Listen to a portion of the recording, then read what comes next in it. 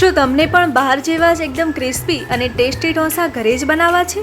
તો ચાલો આપણે બનાવીએ એકદમ ક્રિસ્પી એન્ડ ટેસ્ટી ઢોસા. તો એના માટે સૌપ્રથમ 1 વાટકી ચોખા અને 1 વાટકી અડદની દાળને બરાબર ધોઈને 7 થી 8 કલાક માટે પલાળી રાખવા. ઢોસાને એકદમ ક્રિસ્પી કરવા માટે તેમાં થોડાક મેથીના દાણા પણ એડ કરવા.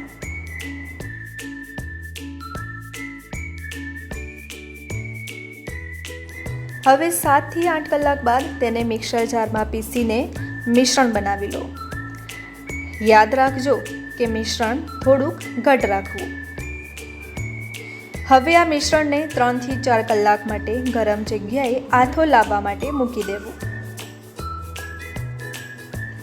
આથો આવી જાય એટલે તેમાં સ્વાદ મુજબ મીઠું ઉમેરવું.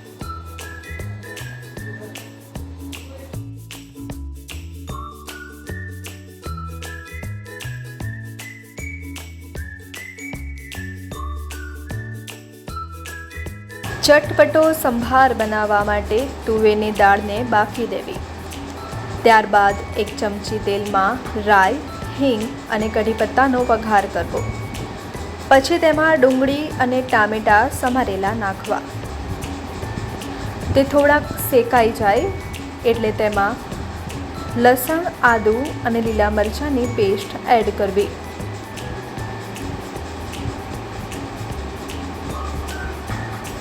ત્યારબાદ તેમાં હળદર, ધાણા જીરું, મરચું અને સ્વાદ અનુસાર મીઠું નાખીને બધું જ બરાબર સાંતળી દેવું.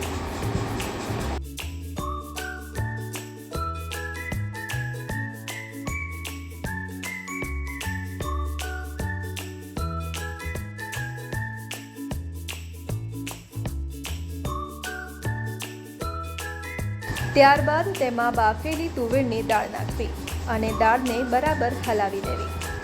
હવે જ્યારે દાળ ઉકળી જાય એટલે તેમાં તમારે જેટલી કઢી જોઈતી હોય તે પ્રમાણે ગોળ નાખવો. ત્યારબાદ 1 કે 1.5 લીંબુનો રસ પણ ઉમેરવો. તેનાથી સંભાર એકદમ ખાટો મીઠો થશે.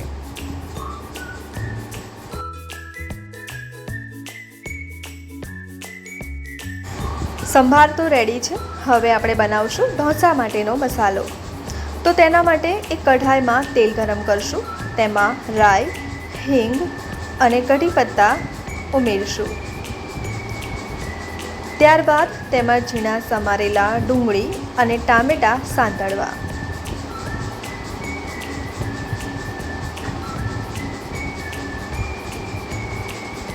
તેમાં આદું, લસણ અને લીલા મરચાંની પેસ્ટ તેમજ હળદર, ધાણા જીરું, મરચું અને સ્વાદ અનુસાર મીઠું ઉમેરવું. બધું જ બરાબર મિક્સ કરીને કઢાઈને થોડીવાર ઢાંકી દેવી. ડુંગળી અને ટામેટાં બરાબર શેકાઈ જાય એટલે તેમાં બાફેલા બટાકાનો માવો ઉમેરવો અને બધું જ બરાબર મિક્સ કરવું.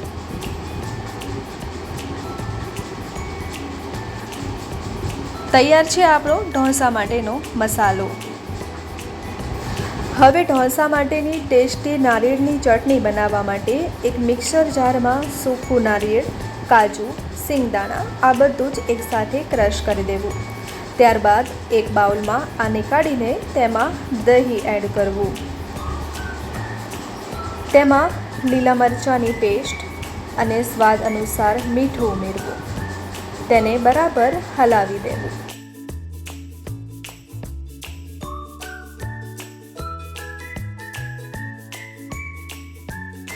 ત્યારબાદ તેલ ગરમ કરીને રાઈ અને કઢી પત્તાનો વઘાર રેડી કરવો. આ વઘાર આપણે રેડી કરેલ નારિયેળની ચટણી પર નાખશું અને તેને બરાબર હલાવી દઈશું. તો તૈયાર છે આપણી નારિયેળની ચટણી.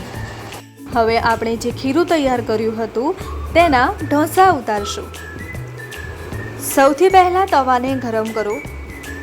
તેના પર પાણીનો છંટકાવ કરો.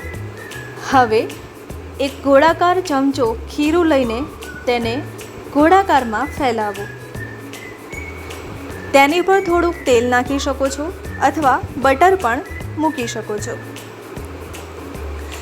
જ્યારે ઢોસો ગોલ્ડન બ્રાઉન થાય ત્યારે તેમાં તૈયાર કરેલો મસાલો ફેલાવીને ઢોસાને સરસ રીતે ફોલ્ડ કરો.